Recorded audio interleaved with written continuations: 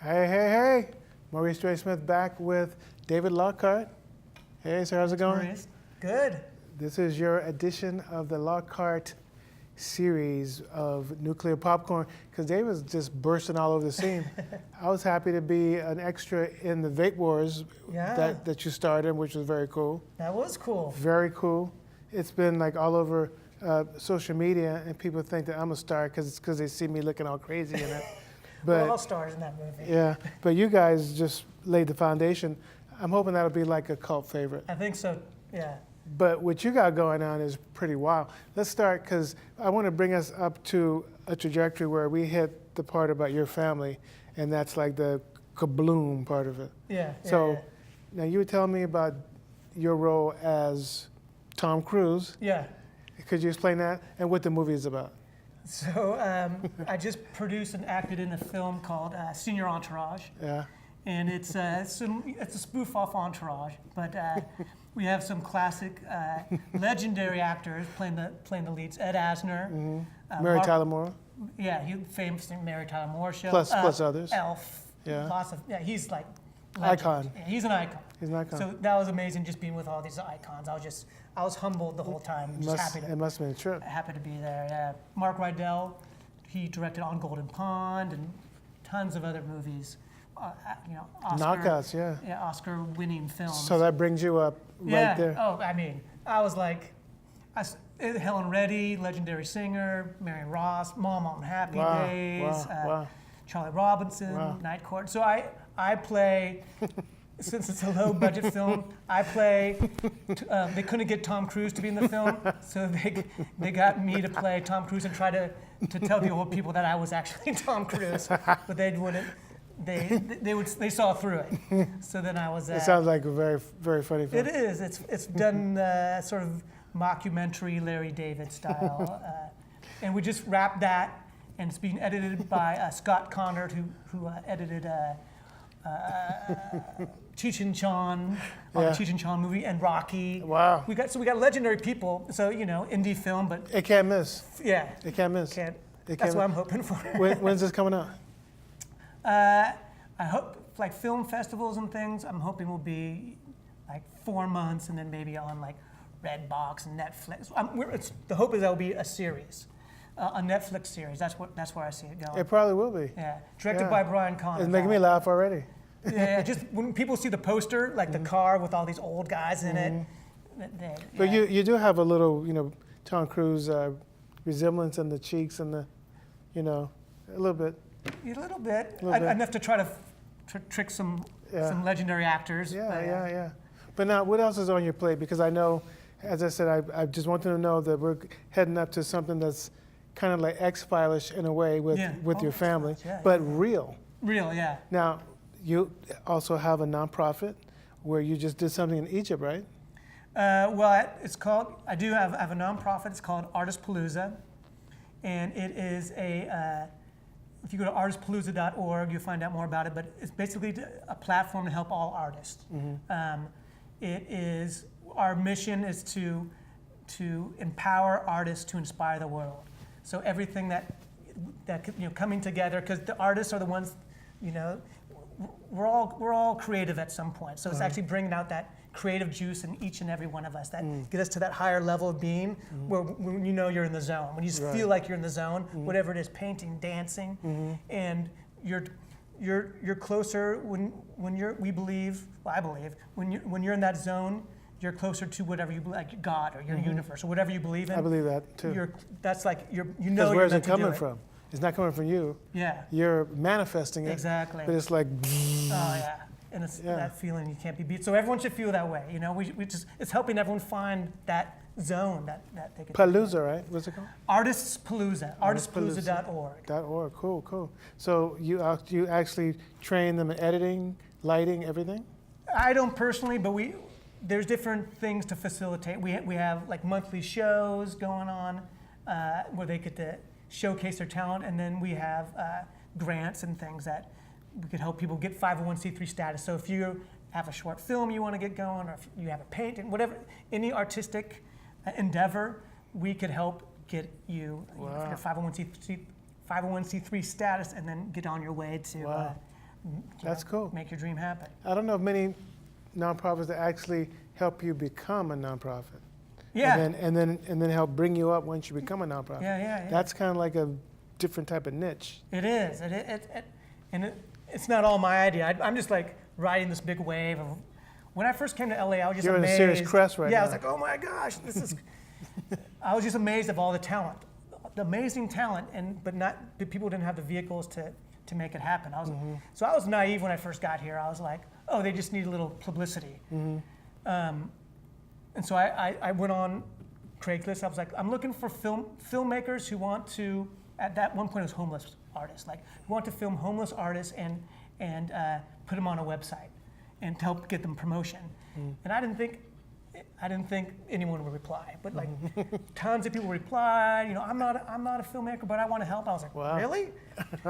And then 2 months later, we had a big warehouse. We had crazy things going on. They actually tore that warehouse down and built the train. Wow. But we have other fun things going on. So we'll just keep on going. Yeah. Now, how can people find out about your events and all the other mind-blowing things that you guys are conduit for? ArtistPalooza.org. If you go to artists, plural, palooza.org. And so we said it 12 million times. If you need the help and you refuse to get it, that's on you. Yeah, we all You need sit help. there doing this if you want to, okay? We're telling you what to do. Get strong, he'll help you strong. Yes, cool. We're all in this together. Let's all support each other. Yeah. Now, where did you come from? I grew up in the Bay Area, Oakland. For some reason, I thought you were going to say Chicago. I don't know why. No, people think I'm from all over. Yeah. Australia, Canada. You kind of have a East Coast vibe a little bit. Oh, I don't know. that's a compliment. Yeah. But that's cool. The Bay Area is cool. The Bay Area is very cool. I was watching something earlier about the Bay Area. I forgot what it was, but that's another story. But I mean, I've been there years ago. Golden Gate Bridge. Oh yeah, I used to live right there. I used to live like 30 feet from there. Yeah. The I Presidio. was like, wow, this is cool. This must be a trip when concerts come and you're just out in the amphitheater and just checking it out. Oh yeah, Yeah, Dave yeah. Matthews. There's one coming. I think he just passed away though. Dave Matthews? Didn't? No. No? No. Stay alive, Dave. Don't listen to me. I hope not. Maybe unless he did today or something. But then maybe he's like, damn, am I dead? Maybe He's he'll say watching that. right now. But now, there's so much going on. When I saw what you were doing, I was like, whoa, this is really cool. Because you got quite a bit going on. I saw so much things that I got a cheat sheet, and then I left it way on the other side of the studio for some reason. But I was like, that's the cool thing about my show. I never try to get it so regimented that it's like we're sitting there reading a teleprompter and, you know, how they do on TV, on the news and all that. I just like it just be conversational. And now, I know you have other movies coming out, and I'm sure I've seen you. Plus, like I said, you were in Vape Wars. You were the main star in the Vape War. With Natasha Blasek. Yeah, directed Natasha. by She's Christy a Oldham. Yeah. very, very pretty woman. And Miss Christy Oldham from Demigoddess Pictures. Very She's pretty, amazing. very intelligent, Oh yeah. very funny. You know, she's very, She's very a funny. trooper. She makes it happen. She's Yeah. like, she could do it all. Now, tell us some more about what's happening with you, because I know there's a lot. I saw I think I saw some horror films under your belt as well. Oh yeah. You know, can't do independent films without doing some horror films. But I'm the lead in Cowboys vs. Zombies.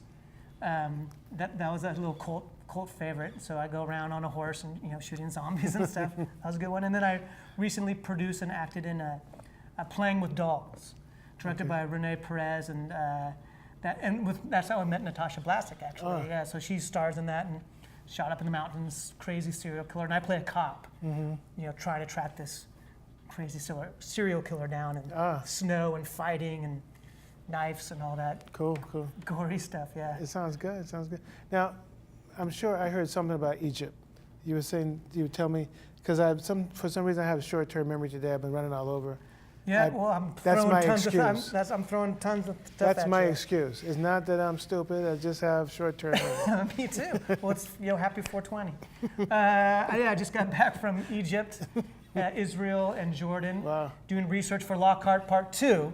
Lockhart Part 1, Unleashing the Talisman, is available right now on Amazon. And this is about your family. This is about about my family. And Lockhart, yeah. And tell us the whole thing, because there's probably more to it than just your family, right? Well, it's a whole. I started doing research on my last name, and like 4 years ago, and I found this amazing story of when Robert the Bruce, the King of Scotland, when he was about to die, he summons his 2 main knights into his chamber. He says, "When I die, I want you to cut out my heart, put it in a locket, and bury it in the Holy Land." And so his 2 main knights, Sir Douglas and Sir Simon of Lee, they do. He dies. They cut out his heart. Sir Douglas wears the locket with Robert the Bruce's heart in it, and Sir Simon of Lee wears the only key that can open the heart, and he becomes Lockhart after this. Sir Simon of Lee, opener of locked hearts, after this expedition. But that just starts this crazy journey. That's where your name came from. That's where my name comes from. Now, is there like a coat of arms as well? Yeah. Cool, the whole thing? Oh yeah, the whole shebang. Yeah, and then it goes on. I could talk about it for like an hour, but I'll try to do it real quick. Minute. We got time. We got a little time. So they take and 30 there it nights. is right there. they take 30 nights, and they go to Spain, and they go to bury Robert the Bruce's heart, and they get attacked by the Moors, who kill off the knights. They kill Sir Douglas. They take the heart back to their city. Sir Simon survives, goes on a commando mission, grabs the heart back, and also grabs this healing stone. And the healing stone is called a Lee Penny, and the Lockharts passed along this healing stone from generation to generation. I remember you were telling me that before, but it was like. Oh yeah, no, you have to go to thelockhartfilm.com, LOCKHART, and you'll find out the cast, and you can see the trailer and all this. But fun explain stuff. the healing stone. It's based, yeah. So it's about this healing stone. So the first movie, Unleashing the Talisman, we just released it.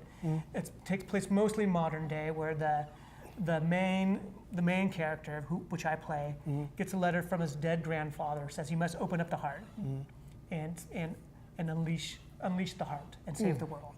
So my grandfather was a pro golfer in the 30s, and so he digs up the heart, basically. There's more to that than that. What's his name?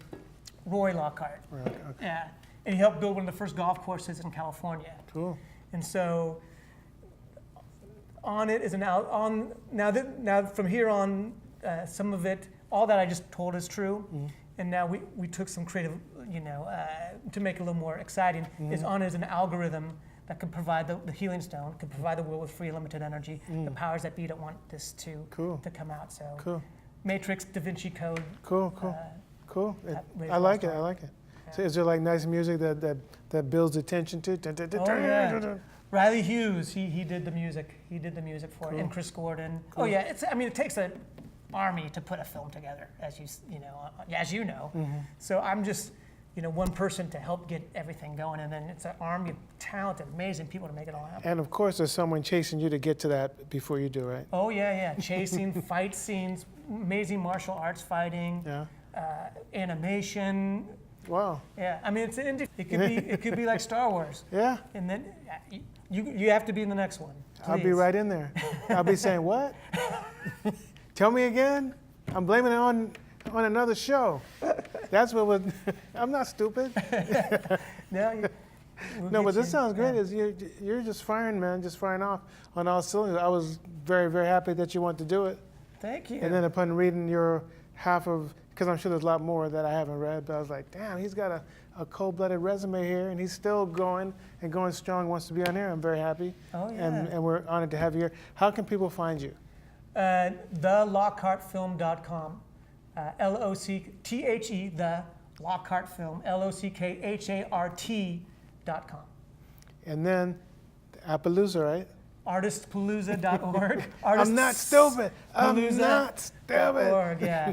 And fun stuff. There you go. This guy's going places, and I'm happy he came here on one of his journeys through this thing called life. Thanks for showing up. We appreciate it. We'll be rocking out soon. Nuclear Popcorn, right at you. Popcorn. David Lockhart.